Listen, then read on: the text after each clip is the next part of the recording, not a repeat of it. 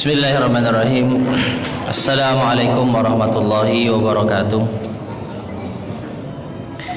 Innal hamdalillah nahmaduhu wa nasta'inuhu wa nastaghfiruh wa na'udzu billahi min sururi anfusina wa min sayyiati a'malina.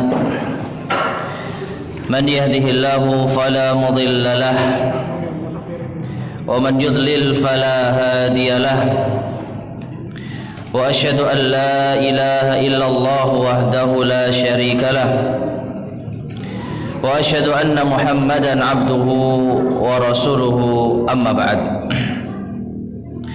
Ma'asyiral muslimin, para jamaah sekalian rahimani wa rahimakumullah.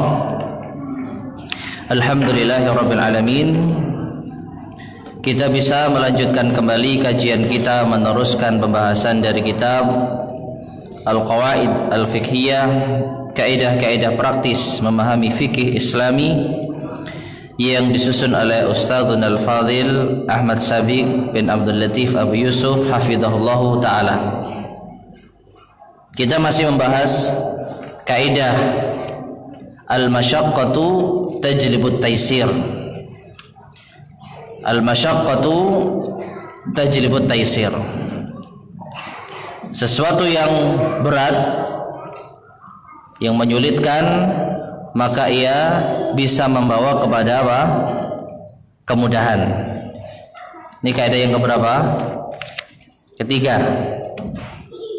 Kaidah yang ketiga, al-masyaqqah, beban, kesulitan, ini bisa membawa kepada at-taysir, kemudahan. Dan sekarang kita memasuki cabang-cabang kaidah. Sebagaimana yang telah kita pelajari sebelumnya, bahwasanya al-qawaid al-fiqhiyah al-kubra, kaidah-kaidah fikih yang besar ini di dalamnya memiliki cabang-cabang kaidah. Memiliki cabang-cabang kaidah. Ya, bisa kita katakan kaidah kecil di bawah kaidah kecil yang ada di dalam kaidah besar. Dan di sini ada sekitar 6 kaidah atau 6 cabang kaidah dari kaidah besar al-masyaqqatu tajlibut taysir, yang mana sebenarnya kalau kita perhatikan masing-masing cabang kaidah ini saling melengkapi ataupun bahkan saling menyempurnakan antara satu dengan yang lainnya. Sehingga ma'asyiral muslimin rahimani wa rahimakumullah, apabila kita sudah memahami kaidah yang besar ini secara umum, maka insyaallah ini sudah mencukupi. Nah, kesulitan membawa kemudahan. Silakan buka halaman 74 yang membawa kitabnya. Kaidah al-masyaqqatu tajlibut taysir, kesulitan membawa kemudahan, mempunyai beberapa cabang kaidah. Di antaranya adalah kaidah yang pertama, idza dhaqal amru ittasa'a. Idza dhaqal amru ittasa'a wa idza ittasa'a dhaqa. Yang artinya, jika sebuah perkara itu menyempit, maka akan menjadi luas. Dan apabila meluas, maka akan menjadi sempit. Idza dhaqal amru, apabila perkara sempit, ittasa'a, maka meluas hukumnya. Wa idza tasa'a, namun apabila perkaranya luas, dhaqa, sempit hukumnya. Langsung saja kita bacakan makna dari kaidah ini, yaitu apabila terdapat sesuatu yang membuat sebuah perkara menjadi sulit. Dan ini kembali kepada tingkat-tingkat kesulitan yang menjadikan kita mendapatkan kemudahan dari Allah Subhanahu wa taala. Karena ada kalanya sulit menurut siapa? Sulit menurut sebagian orang yang memang tidak punya iman, yang tidak punya takwa, tentu beda dengan sulit yang dipahami oleh orang-orang yang bertakwa, orang-orang yang beriman. Contohnya puasa. Puasa sulit bagi orang-orang yang malas, bagi orang-orang yang tidak punya iman, sehingga mereka merasa berat untuk mengerjakannya. Tapi bagi orang yang beriman, puasa sangatlah mudah. Bahkan di antara syariat yang mudah, kita tidak dibebani berpuasa selama 12 bulan. Selama setahun penuh kita hanya dibebani puasa 1 bulan saja.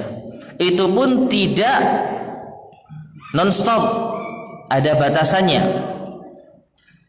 Ya, dimulai sejak terbitnya matahari, terbitnya apa?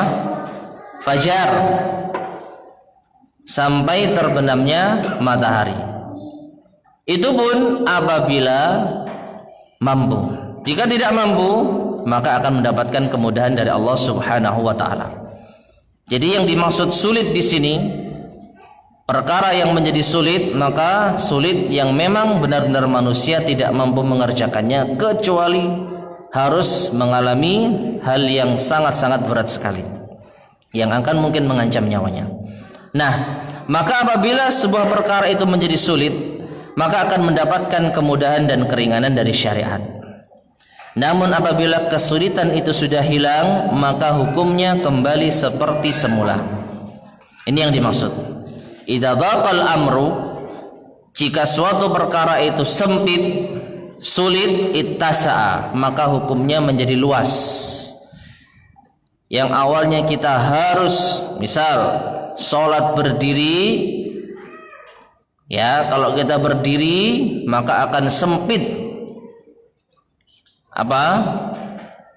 kita, ya, akan sempit perkaranya, akan semakin sakit, akan tersiksa. Namun apabila kesulitan dan kesempitan itu sudah hilang, kita sudah kembali mampu berdiri, maka dhaq, yaitu hukumnya menjadi sempit lagi. Yang awalnya kita boleh duduk, yang awalnya kita boleh berbaring, tapi ketika kesulitan itu sudah hilang, kesempitan itu sudah hilang, maka hukumnya kembali.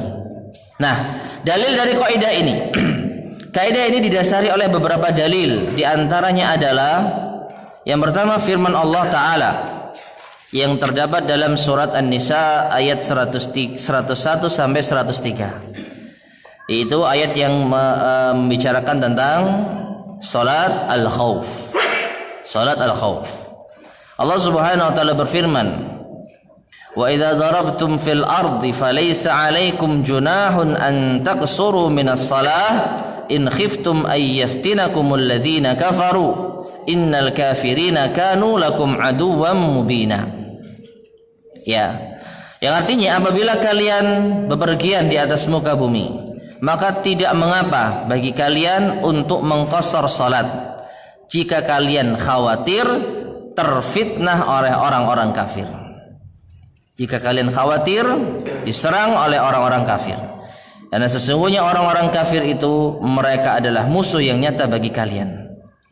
Wa idza kunta fihim fa aqamta lahumus salah faltaqum ta'ifatum minhum ma'ak wal ya'khudhu aslihatahum fa idza sajadu falyakunu min wara'ikum wal ta'ti ta'ifatun ukhra lam yusallu falyusallu ma'ak wal ya'khudhu hizrahum wa aslihatahum.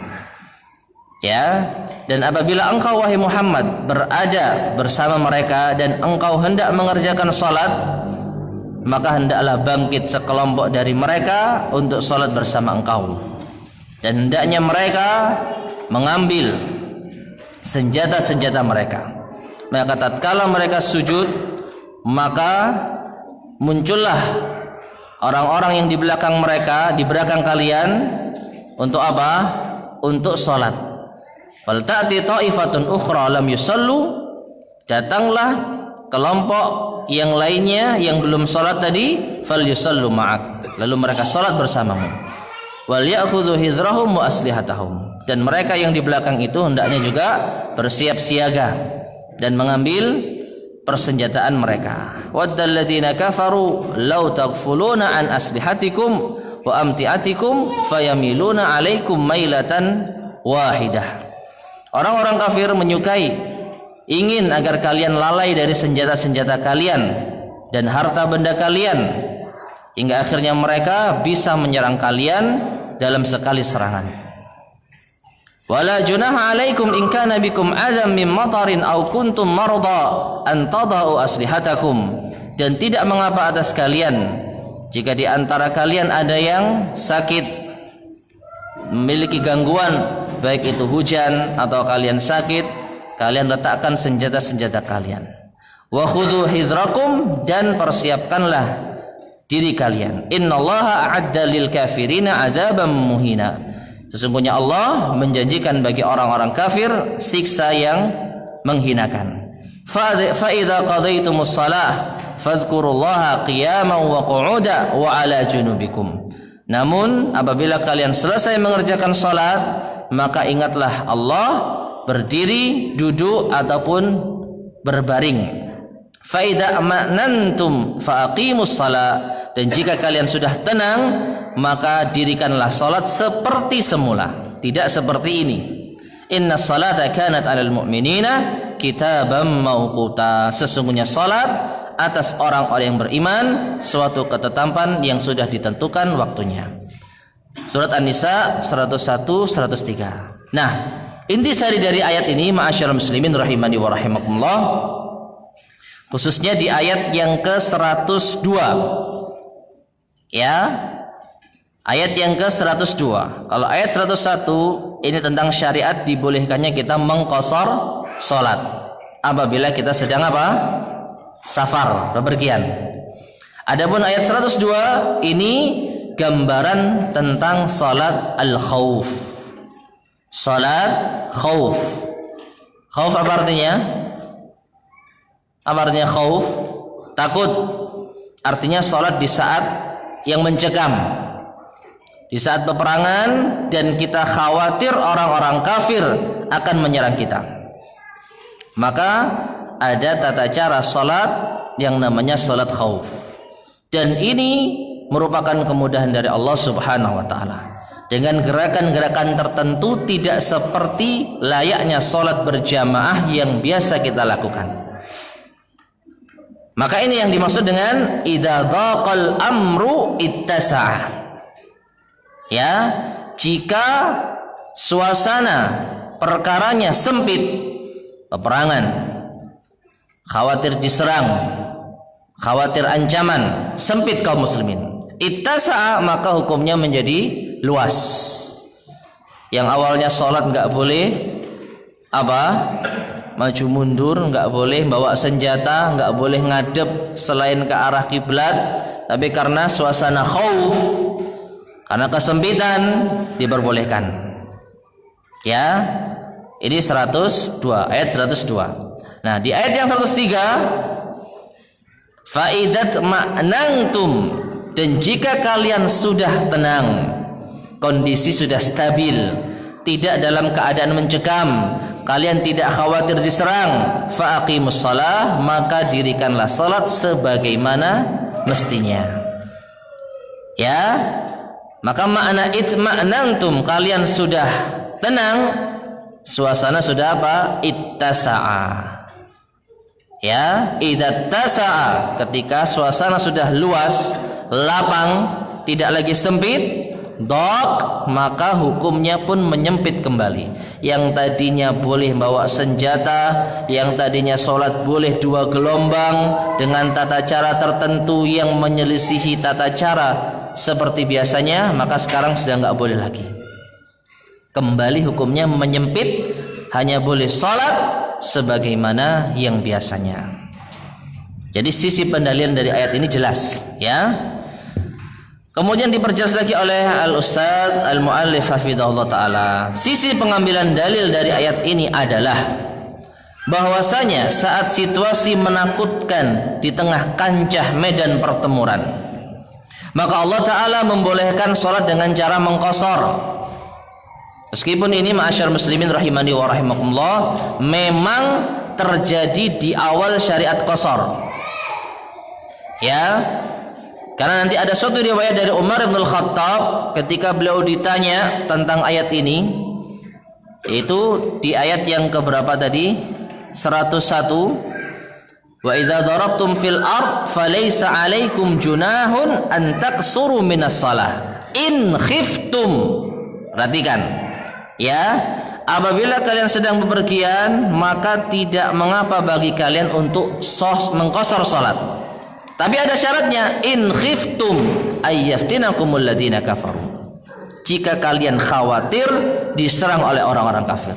Apa artinya? Kalau kita safar dan kita nggak khawatir diserang musuh, maka tidak berlaku ayat ini. Ini kalau kita berpegang hanya dengan ayat saja.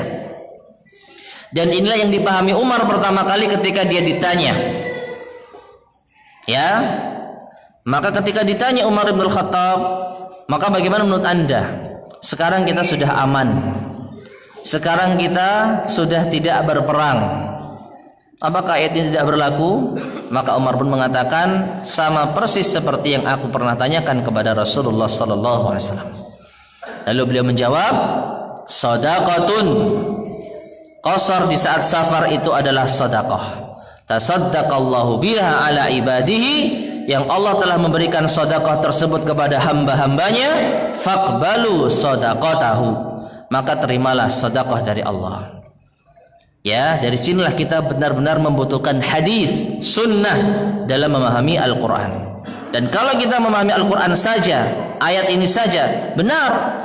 Syarat diperbolehkan qasar itu apabila in khiftum, jika kalian takut diserang oleh orang-orang kafir.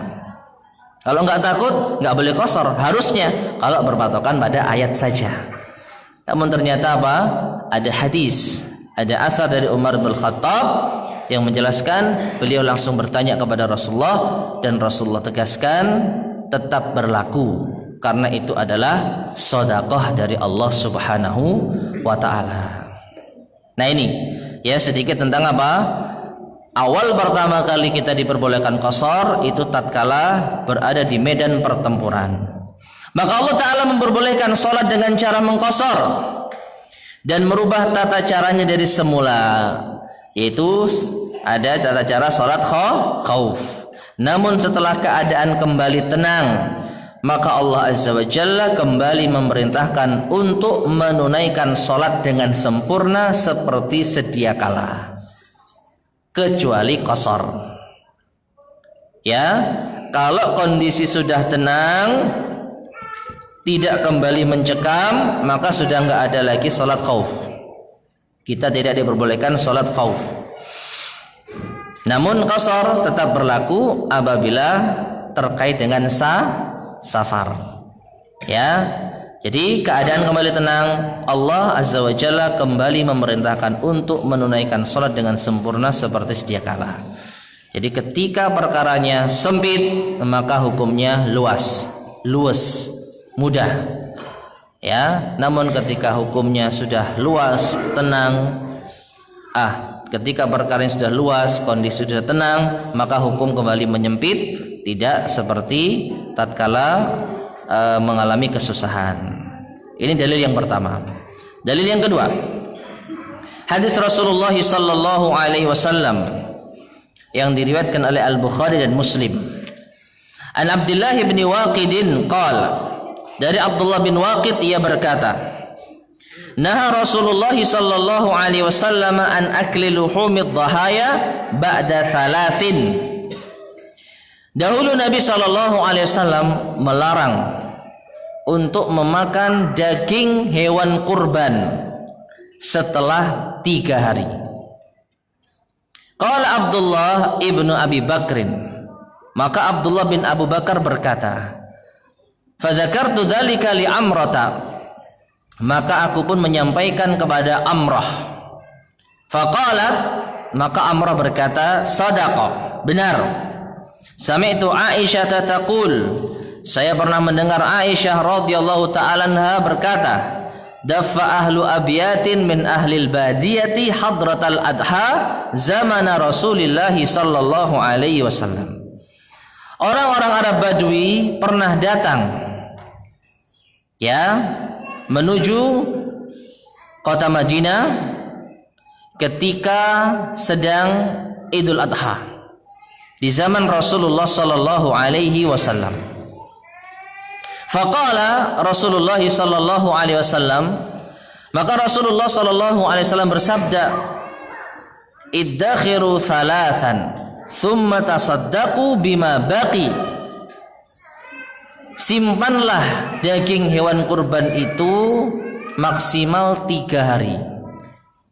Lalu sedekahkanlah apa yang tersisa. Artinya kalau sudah 3 hari diperintahkan untuk apa? Disedekahkan. Enggak boleh disimpan. Enggak boleh disimpan. Falamma kana ba'da dzalik, namun setelah itu, maksudnya setelah berganti zaman, qalu, para sahabat berkata, ya Rasulullah, wahai Rasulullah, innan nasa yattakhiduna al-asqiyata min dhahayahum wa yajmuluna minhal wadaka. Wahai Rasulullah, sesungguhnya manusia menjadikan atau membuat tempat-tempat minum yang diambil dari hewan-hewan kurban mereka, dan mereka mengeluarkan minyak samin dari daging kurbannya. Faqala Rasulullah sallallahu alaihi wasallam, maka Rasulullah SAW berkata, wa madzaka, mengapa mereka lakukan itu?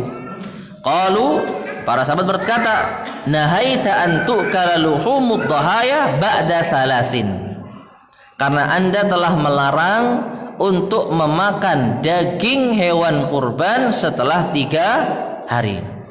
Jadi termasuk yang dilarang itu apa? Memakan dan menyimpan.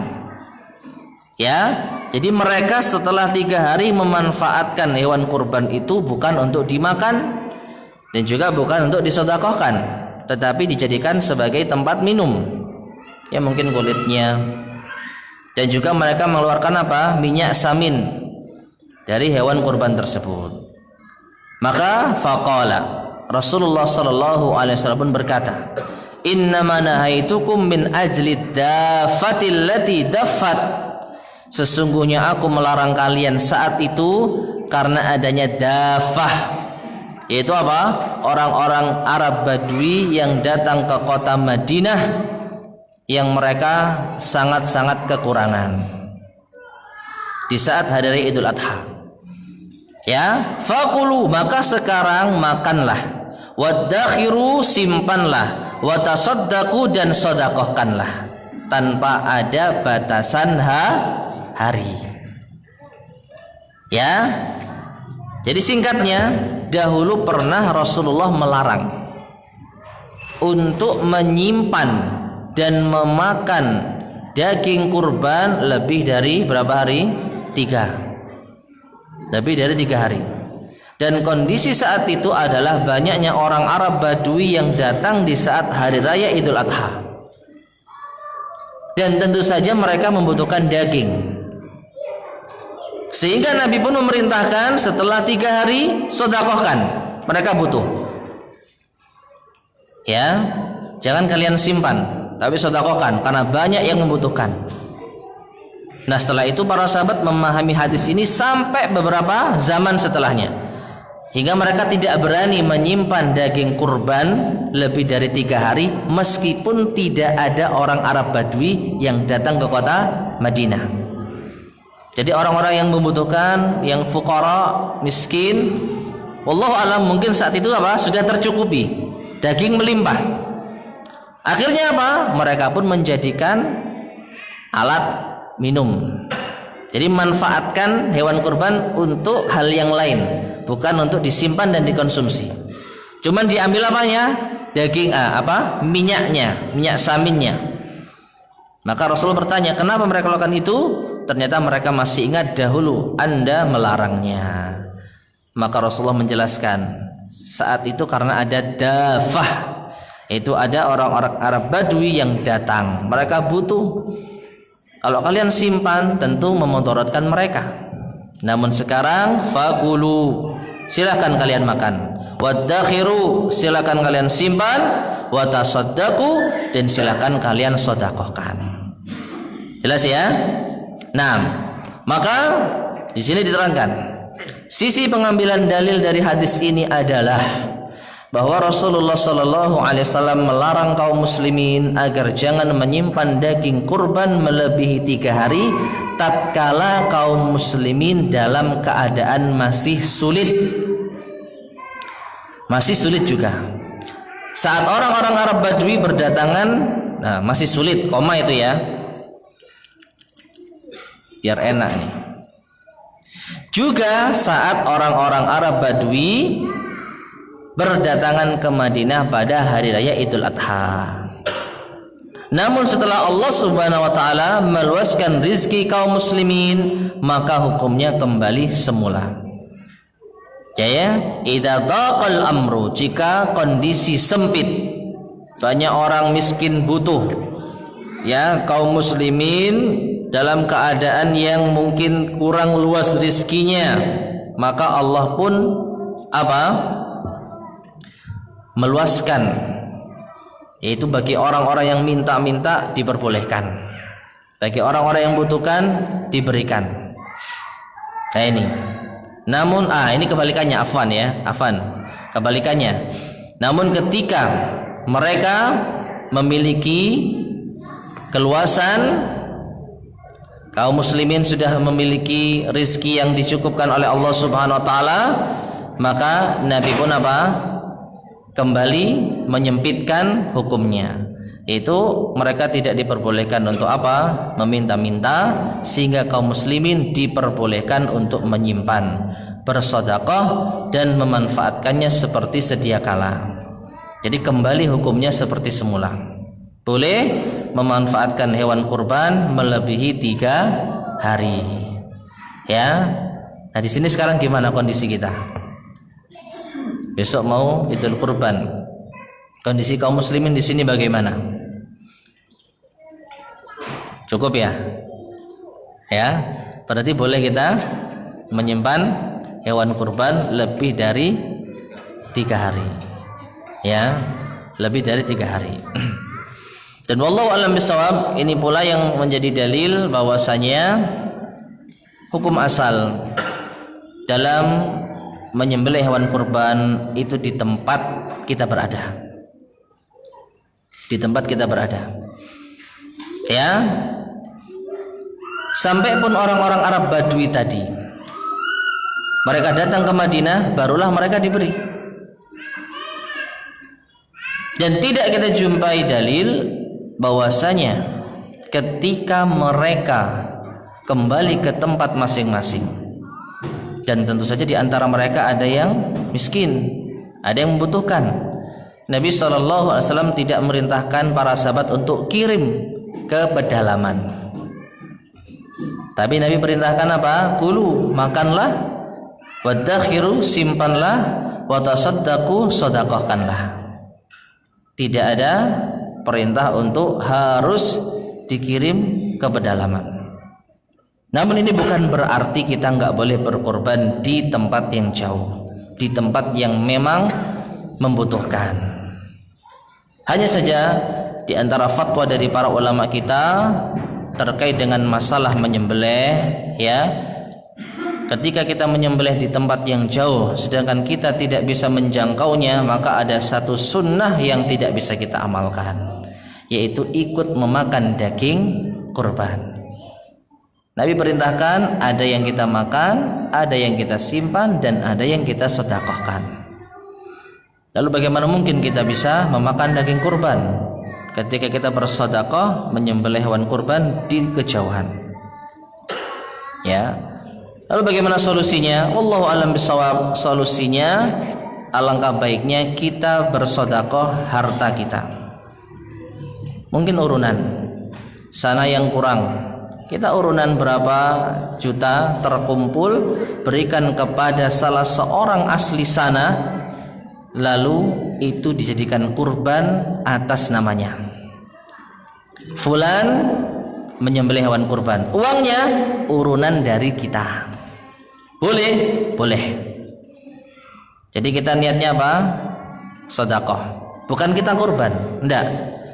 Kurban itu harus sendiri-sendiri. Kalau kambing 1 keluarga minim. Sapi seberapa?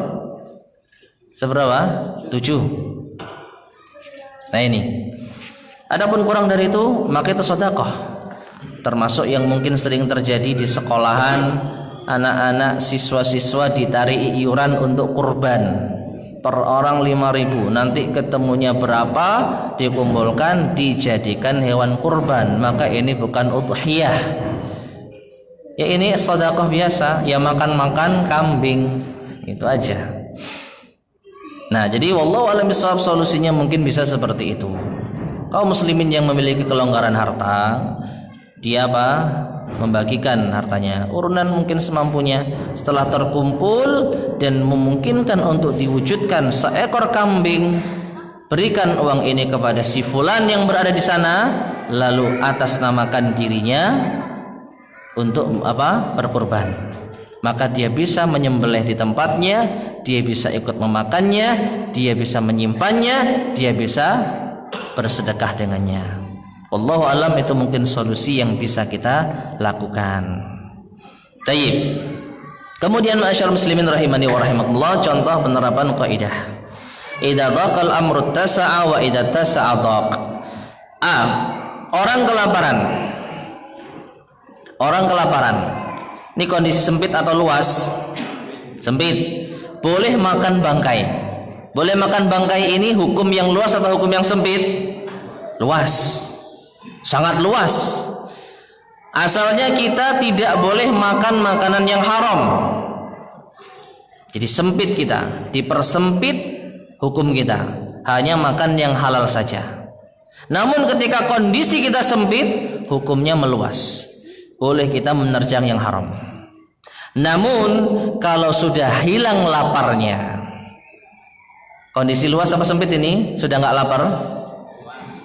Kondisi kita luas, maka hukumnya kembali menjadi haram, dipersempit lagi. Sekarang nggak boleh makan bangkai lagi, Anda sudah kenyang. Ya, jadi senantiasa seperti itu. Contoh yang B, orang sakit. Sakit ini sempit atau luas? Sempit. Boleh tidak berpuasa Ramadan, boleh nggak puasa. Ini hukum yang sempit atau hukum yang luas? Luas. Ya, pada awalnya kita wajib puasa. Menjadi tidak wajib puasa berarti Allah berikan keluasan, kelonggaran. Karena kondisi yang sempit pada diri kita, sakit. Namun kalau sudah sembuh, berarti sudah apa? Luas kondisinya. Maka hukumnya kembali sempit lagi. Yang awalnya boleh nggak puasa, sekarang wajib puasa, maka menjadi wajib kembali. Ya, ini contoh yang kedua, yang B. Contoh yang C, contoh yang ketiga, orang sakit, lagi-lagi sakit, kondisi sempit. Boleh sholat sampai duduk. Sholat duduk ini apa? Luas. Ya, asalnya sholat itu berdiri. Sholli qa'iman, salatlah dalam keadaan berdiri. Fa illam tastati, kalau enggak mampu, jalisan, maka boleh salat duduk. Jadi ketika sempit kita diberikan keluasan, bisa salat dengan duduk, bahkan kalaupun enggak mampu duduk bisa berbaring. Namun jika di tengah-tengah salat sembuh, enggak sakit lagi, ya, maka sekarang kondisinya sudah apa? Luas. Sudah nggak sakit lagi, sudah nggak sempit lagi keadaannya. Maka wajib kembali berdiri. Yang awalnya sempit, adzan ya. Nah, yang awalnya sempit, yang awalnya luas, boleh sholat tidur, boleh sholat kok tidur berbaring, boleh sholat duduk. Namun sekarang sudah luas lagi, sehat lagi, maka saatnya kita kembali dipersempit hukumnya, sholat hanya boleh berdiri saja. Tayyib. Sebelum kita lanjutkan kaidah yang kedua, mungkin bisa adzan terlebih dahulu.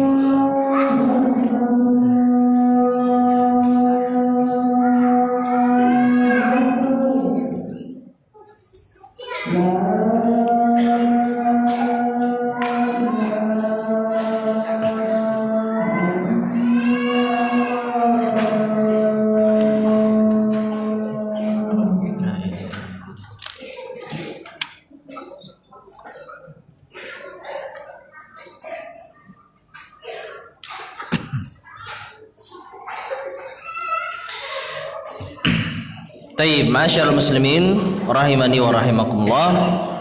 Kita lanjutkan sedikit lagi kaidah yang kedua, yaitu cabang yang kedua dari kaidah kubra al-masyaqqatu tajribut taysir, yaitu ad-daruratu tubihul mahdhurati. Ad-daruratu tubihul mahdhurati. Darurat atau keadaan terpaksa. Keadaan darurat yaitu keadaan terpaksa. Itu membolehkan al-mahdhurat, sesuatu yang terlarang. Ya. Keadaan darurat itu membolehkan sesuatu yang terlarang.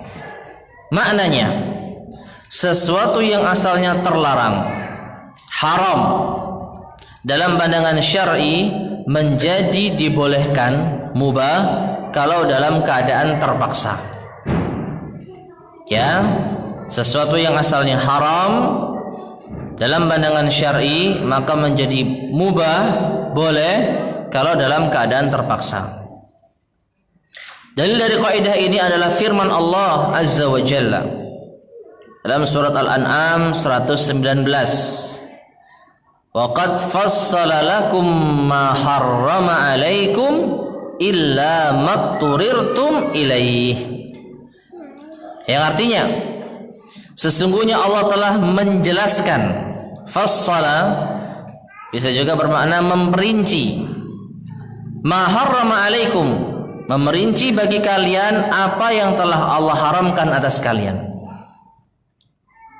Illa, kecuali matturirtum ilaihi, apa yang terpaksa kamu melakukannya. Dalam hal ini memakannya. Ya.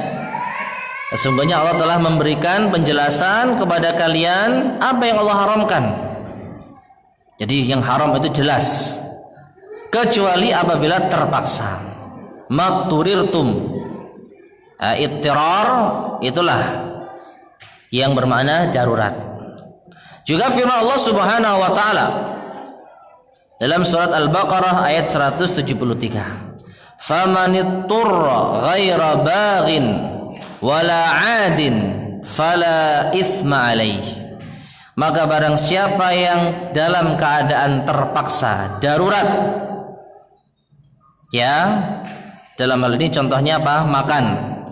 Ghaira baghin, sedang ia tidak menginginkannya, sebenarnya enggak suka. Wala 'adin, dan tidak pula melampaui batas sesuai dengan kadarnya. Fala itsma alaihi, maka tidak ada dosa baginya.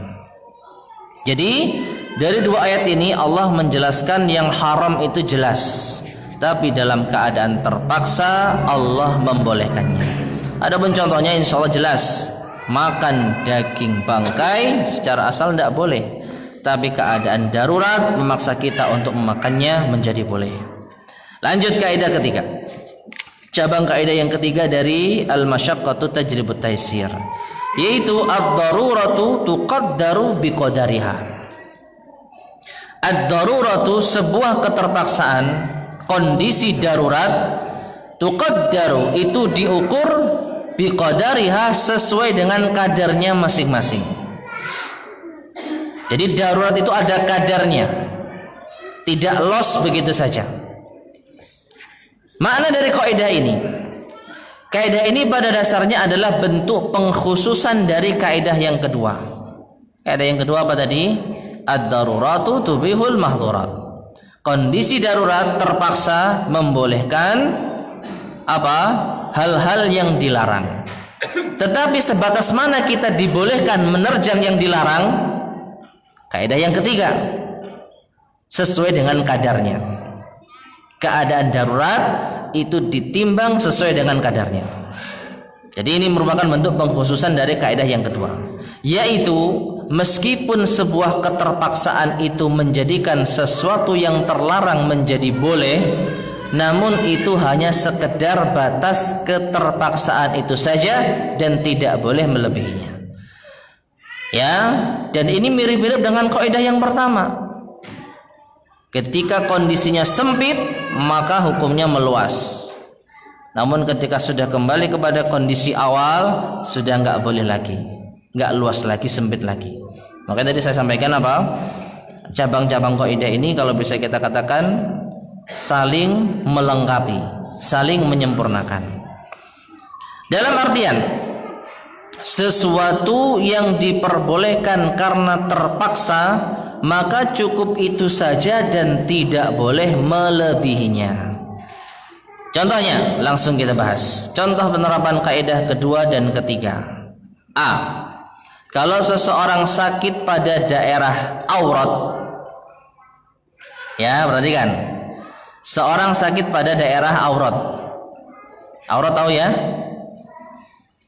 Maka boleh bagi dokter untuk membukanya. Namun sekedar tempat yang butuh diobati saja, bukan merembet pada lainnya. Nah ini, yang sakit mana? Pahanya. Paha aurat bukan bagi laki-laki. Aurat. Mas buka celananya sak celana dalamnya. Nah ini, lu darurat ini mas. Ya, darurat. Maka ini apa? Tuqaddaru biqadariha. Namanya darurat itu sesuai dengan kadarnya. Kalau yang sakit cuman daerah pahanya saja, ya sudah pahanya saja yang dibuka, nggak perlu apa? Celana dalamnya apalagi gitu. Ya. Nah ini maknanya apa darurat? Boleh dibuka, boleh. Ini yang tadi kita sampaikan, awalnya haram melihat aurat. Ya menyentuh aurat. Tapi karena ini kondisi darurat terpaksa, maka boleh. Tapi dibolehkannya juga tidak saenake dewe. Ya, hanya sebatas itu saja, bukan merembet pada lainnya. Ya, demikian pula misalnya sesar. Ya, wanita yang melahirkan sesar.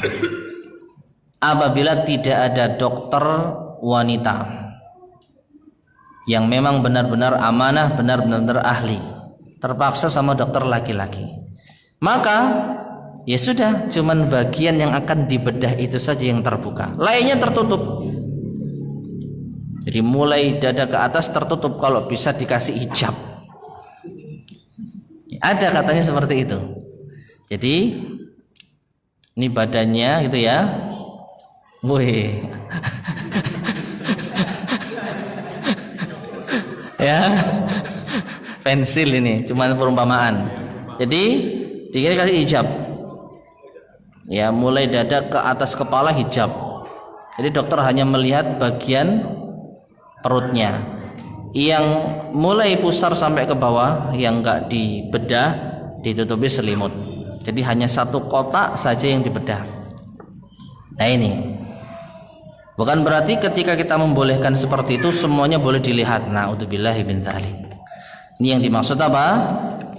ad-daruratu tuqaddaru biqadariha. Contoh yang B, pada kasus orang yang kelaparan di atas sehingga boleh makan bangkai. Boleh makan bangkai ya? Boleh. Ad-darurat tubihul mahdurat. Tetapi dia hanya boleh makan bangkai sekedar untuk menyambung hidupnya saja. Pokoknya sudah cukup, sudah bisa menegakkan tubuh kita, sudah bisa berjalan, cukup, hentikan. Tidak boleh sampai kenyang, sampai kelempokan gitu ya. Apalagi sampai berbekal dengan daging bangkai tersebut, dibontot gitu ya. Ya, wallahu a'lam bishawab. Untuk masalah berbekal, mungkin ada sedikit catatan ya. Kalau berbekal yang dimaksud itu adalah sebagai jaga-jaga, biar nanti kita nggak nyari-nyari bangkai lagi. Namanya kan ikhtiar. Kita berada di suatu tempat yang memang tidak ada makanan, tersesat di tengah hutan. Lalu kita menemukan bangkai, kita makan, kita simpan, niatnya sebagai jaga-jaga. Wallahu alam, semoga diperbolehkan. Artinya tidak bermudah-mudahan. Lapar sedikit, camilan, ya nggak boleh. Lanjutkan terus sampai benar-benar apa? Hampir mati lagi misalnya, sudah nggak kuat ini, masih belum ketemu jalan pulang. Ya, daripada nyari bangkai lagi, wallahu alam, semoga berbekal bangkai tidak mengapa.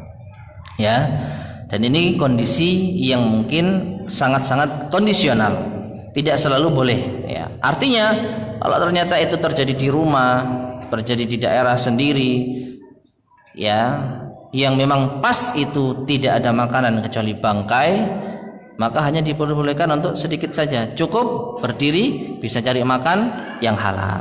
Nah ini ya. Yang C, demikian juga seseorang yang sangat kehausan sehingga akan meninggal seandainya tidak minum, sedangkan di hadapannya dia tidak ada yang bisa diminum kecuali khamr. Nah ini, kecuali apa? Khamr. Maka boleh baginya minum khamr tersebut sekedar untuk menyelamatkan jiwanya, tidak boleh menambah. Dan wallahu alam bisawab, apakah khamr ini memang bisa menghilangkan dahaga? Wallahu alam. Wallahu alam bisawab. Ya. Mungkin kalau boleh kita sedikit modifikasi ya. Orang yang sangat kehausan kemudian tidak ada minuman yang ia miliki, adanya minumannya orang lain, punyanya orang, dan dia belum izin mengambil barang orang lain tanpa izin, haram enggak? Haram, enggak boleh, meskipun itu hal yang ringan, kecuali memang adatnya minuman keletaan itu boleh diminum, seperti di masjid itu, di situ boleh minum siapa saja. Tapi kalau jelas-jelas milik seseorang, ada namanya Ansori gitu misalnya, ya maka harus izin Ansori. Nah ini sudah dinamai, gelas aqua dinamai misalnya, wah ini berarti sudah milik Ansori, harus izin Ansori. Lah orang mau mati ada gelas aqua tulisannya Ansori, kon, ya haram, nggak boleh, kecuali diizinkan Ansori dan Ansori sedang tidak ada, maka boleh dia meminumnya hanya sekedar untuk menyelamatkan nyawanya. Ya setelah itu nggak boleh dia meneruskan air minumnya Ansori tadi. Nah itu mungkin contoh selain khamr ya, karena memang kalau khamr wallahu alam apakah bisa menghilangkan dahaga atau tidak. Tapi kalau air mineral yang dimiliki oleh orang lain, yang kita secara asal haram untuk meminumnya kecuali dengan izinnya, darurat boleh. Tapi sekali lagi sekedarnya saja, tidak sampai dihabiskan. Taib. Adapun kaidah keempat nanti akan kita bahas pada pertemuan berikutnya biidznillah subhanahu wa ta'ala. Wallahu a'lam bishawab.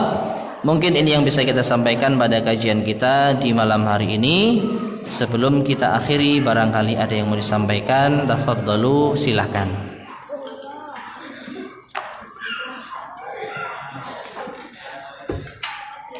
Ada yang tanyakan?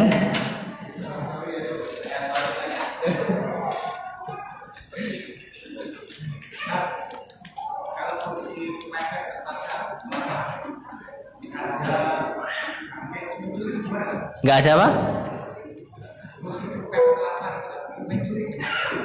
Tidak ada uang. Iya.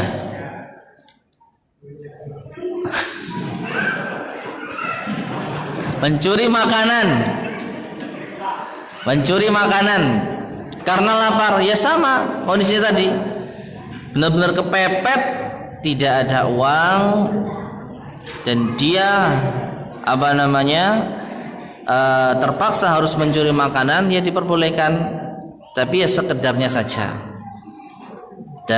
Tetapi kalau memang ada orangnya, alangkah baiknya izin, paling tidak ngutang, kan gitu, nggak langsung ambil saja.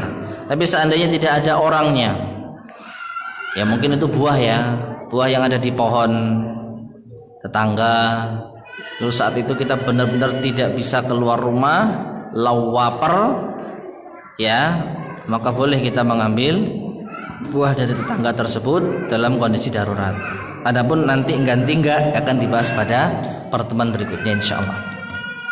Baik, ada lagi yang disampaikan?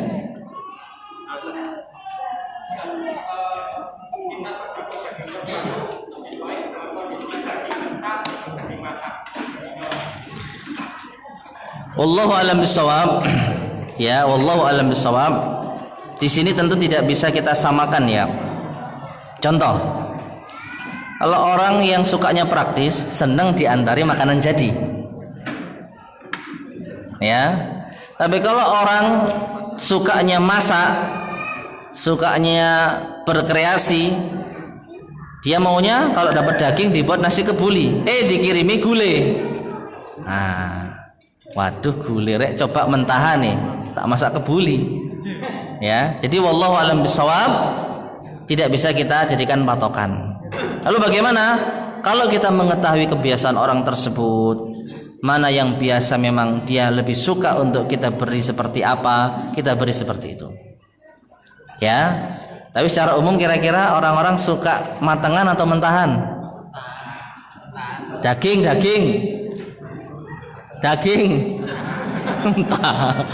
Mentahan sing opo?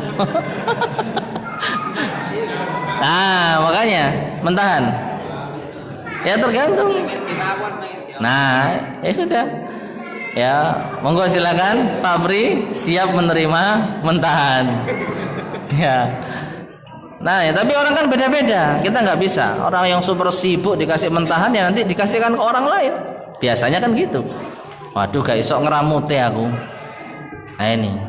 Maka wallahu a'lam bishawab, lihat kondisi. Mungkin seperti itu ya. Nah, Front. Misalnya kita pada saat ujian atau misalnya ada rapat kerja yang nggak bisa ditunda, terus tiba-tiba ada adzan mengakhirkan sholat, maksudnya gimana? Tidak bisa ditunda. Maksudnya ada pada saat itu, maksudnya adanya itu tengah-tengah, Ustaz. Lagi ujian tengah-tengah tiba-tiba ada. Taib. Kalau Anda keluar dari ujian, apa yang terjadi? Tinggalan. Nah, dan itu wallahu alam bisa masuk kondisi darurat. Sehingga wallahu alam bisawab, mengakhirkan sholat dalam kondisi seperti ini semoga tidak mengapa. Ya, tapi yang penting tetap pada waktunya. Ya, tetap pada waktunya. Karena memang sholat itu diantara amalan ibadah yang muassa, yaitu waktunya luas. Selama dikerjakan pada waktunya sah, asalkan terpenuhi syarat dan rukunnya. Perkara nggak ikut jamaah, tidak mendapatkan waktu yang paling afdol, ya ini hal lain. Tidak menjadikan seorang semata-mata berdosa kalau tidak sholat jamaah dan di awal waktu. Selama itu pada waktunya, maka sholatnya sah. Adapun udzur yang ada, ibu-ibu ada yang tanya.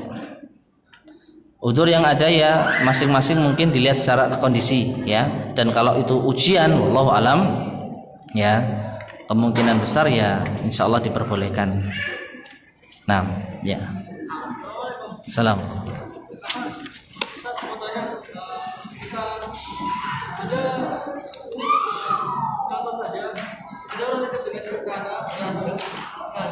14.000. Ya.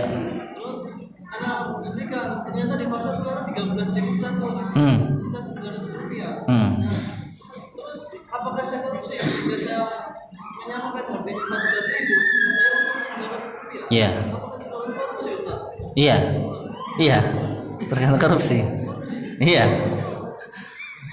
Amanahnya apa? Amanahnya kalau saya beli beras per kilo, Harganya? harganya saya tentukan 14.000 rupiah. 14.000 saya beli. Kalau Tapi ini akadnya apa? Nah, titip. Ya.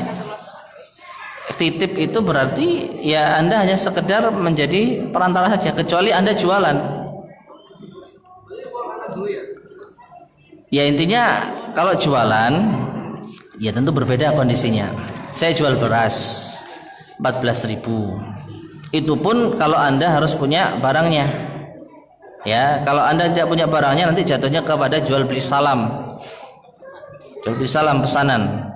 Ya, saya jual beras 14.000. Tapi barangnya belum ready. Tapi sehari-hari memang jualan seperti itu. Oke, saya beri 14.000.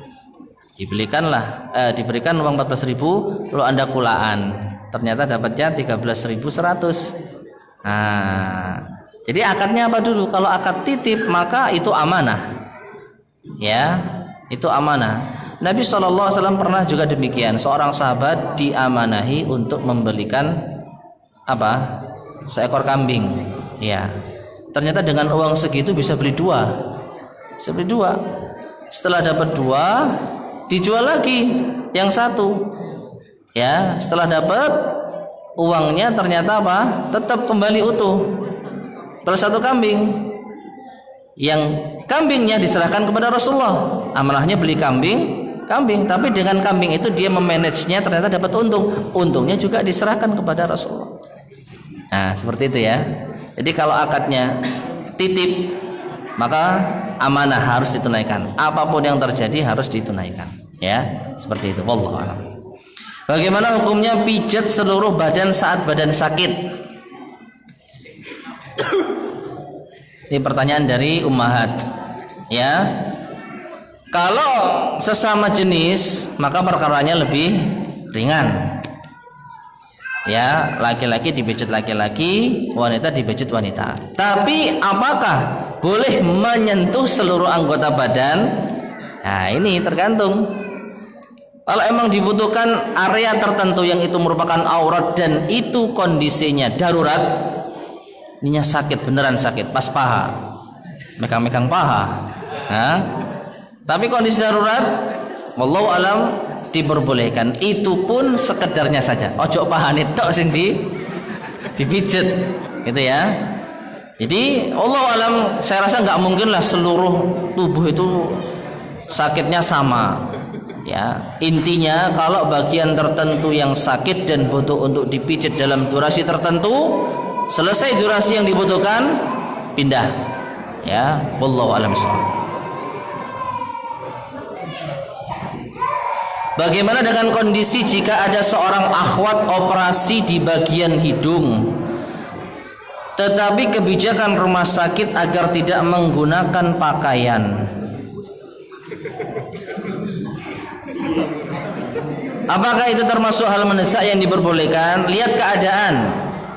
Yang pertama yang ingin saya perjelas dulu, operasi hidung ini apa yang dimaksud? Ya, kalau operasi itu operasi untuk kecantikan, keriput dan kenceng maneh dioperasi, jelas ini nggak boleh. Nggak telanjang pun nggak boleh. Para ulama kita mengharamkan operasi dalam bentuk apapun kalau itu tujuannya litajmil, untuk memperindah. Yang keriput jadi nggak keriput. Namun kalau rusak atau cacat atau ada yang salah dari organ tubuhnya lalu dioperasi, maka tidak mengapa. Itu pun sesuai dengan kadarnya. Nah, anggaplah ini kondisi darurat, harus dioperasi hidungnya, mungkin kecelakaan dan yang semisalnya. Nasallallahu al-afiyah. Tapi kebijakan rumah sakit agar tidak menggunakan pakaian. Nah, ini juga apakah tidak bisa pindah rumah sakit? Dan apakah tidak bisa negosiasi? Wallahu a'lam bishawab. Katakanlah harus, kalau enggak gitu mati. Misal, wallahu alam, semoga diampuni oleh Allah Subhanahu wa taala. Karena antara nyawa dan telanjang. Antara nyawa dan telanjang. Lebih berat mana? Kehilangan nyawa atau tanpa auratnya? Tidak ada yang mengalahkan nyawa. Ya. Jadi sekali lagi, ini pun harus benar-benar, apakah benar-benar mendesak harus di sana, dan apakah benar-benar nggak bisa dinego. Ya kalau sarungan nggak apa-apa, ya wis sarungan. Misalnya, kalau pakaian nggak boleh, pakaian dari jenis ini nggak boleh, nggak apa-apa. Yang penting apa? Usahakan nego semampu kita. Kalau mentok jeduk nggak bisa, barulah kita mungkin istighfar kepada Allah demi menyelamatkan nyawa. Jadi wallahu alam, diperinci dan tidak gegabah dalam boleh atau tidak diperbolehkan. Tayyib. Wallahu a'lam bishawab. Mungkin ini yang bisa kita sampaikan pada kajian kita di malam hari ini. Semoga bermanfaat. Kurang lebihnya saya mohon maaf. Kita akhiri subhanakallahumma bihamdika asyhadu an la ilaha illa anta astaghfiruka wa atubu ilaik. Alhamdulillahirabbil alamin. Wassalamualaikum warahmatullahi wabarakatuh.